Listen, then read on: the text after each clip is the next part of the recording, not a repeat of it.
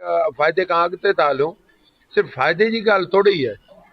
हिननि आइन में लिखियो पियो आहे, आर्टिकल 2A आहे त आइन जेको हूंदो उहो as per the injection of Islam हूंदो।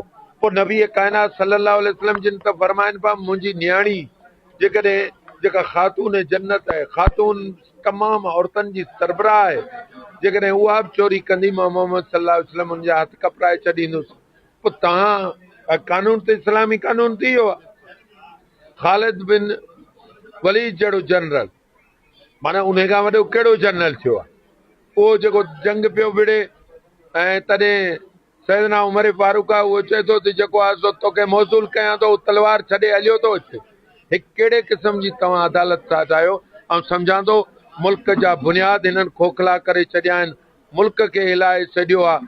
हीउ मुल्क ऐं सम्झां थो ऐं चार्ज फ्रेम थो करियां त तव्हां कंहिं एजेंडा ते कमु पिया करियो ऐं असांजे मुल्क पाकिस्तान खे खोखलो पिया करियो, सिंध ऐं सूबनि जे विच में तज़ाद कराइण पिया चाहियो।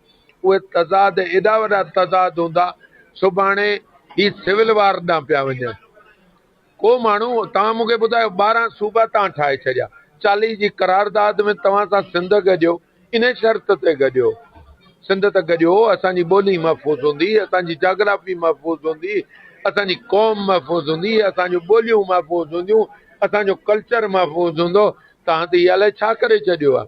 तंहिं करे असां वटि हिकिड़ो ई ऑप्शन रहियो आहे। असां सभिनी सियासी धुरियनि, ह्यूमन राइट्स एक्टिविस्ट ऐं जेके बि सिंध जा सञावंद माण्हू आहिनि, पढ़िया लिखिया उस्ताद, टीचर, ॿियूं तनज़ीमूं, उन्हनि सभिनी खे चऊं था, साहब बि आहिनि, उन्हनि खे चऊं था अचो असां सां गॾु बीहो, पाण सभु गॾिजी हिन ते आवाज़ उथारियूं, हिकिड़ो हिकिड़ो पथर हणंदासीं, वॾो कमु थी पवंदो। हुन चयो आहे त इमाम सादी जो शायदि आहे, अंगेज़ो खून रेस दे आश खां मन वसाकी बेहम के बनिया दश्त बिरांत के खूनी लश्कर जे हमिलो करे आशिक जो रत वाहे, पर जे साक़ी तुंहिंजो साथ हुजे त आउं तोखे यकीन सां चवां थो त आउं इन खे जड़नि खां कढी उछलाए छॾींदुसि। सर ॾिसो, लॉ एंड ऑर्डर कानून आहे ई कोन, इहो ई त रोइण। माण्हू अचे पिस्तौल खणी अचे, उहो माण्हू अचे चाकू खणी अचे, उहो माण्हू अचे हिकिड़ी मशकूक बैग खणी अचे, पोइ वकील तव्हांखे हुन माण्हू खे झले ॾीन, को जज़ा को सज़ा जो अमल ई कोन्हे।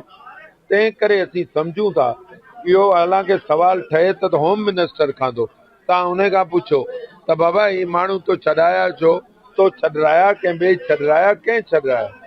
पर ॻाल्हि हीअ आहे, असां वटि असां सां हिकिड़ो ॿियो इशू आहे। असां ॾिसो हिकिड़े तमामु वॾी तहरीक में बीठा आहियूं, वेर रखियो वेठा आहियूं।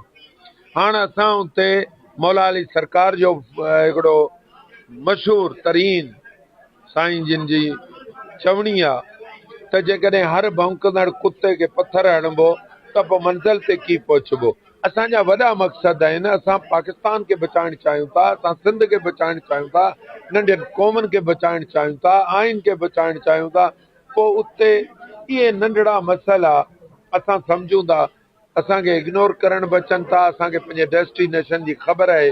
असां हिननि मसइलनि ऐं हिननि माण्हुनि सां पहुची वठंदासीं, पर असांखे अॻिते वञिणो आहे। तव्हां दोस्तनि जी महिरबानी, तव्हांजे चैनलनि जी महिरबानी, तव्हां असांजी पज़ीराई कई आहे, उन लाइ आउं हिकिड़े हिकिड़े तव्हांजो जेको चैनल आहे उनजो शुक्रगुज़ार आहियां। महिरबानी।